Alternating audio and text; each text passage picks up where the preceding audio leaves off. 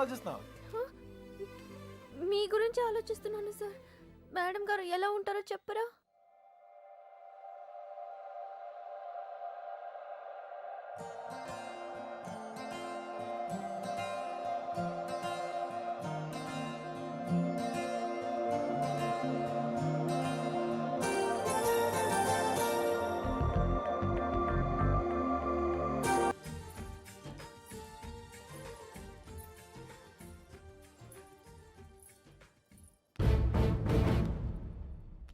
చుట్టుపక్క ఊళ్ళలో ఉన్న బాబుగారి చుట్టాలందరినీ పట్టుకుని మరీ అడిగాం బావా.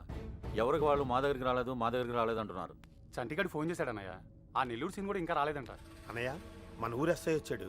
ఒక్క కంప్లైంట్ రాసివ్వండి, మొత్తం చూసుకుంటానండి. నీకేమైనా పిచ్చా? అక్కడ ఉండేది మన కూతురు, తను అల్లరవుద్ది.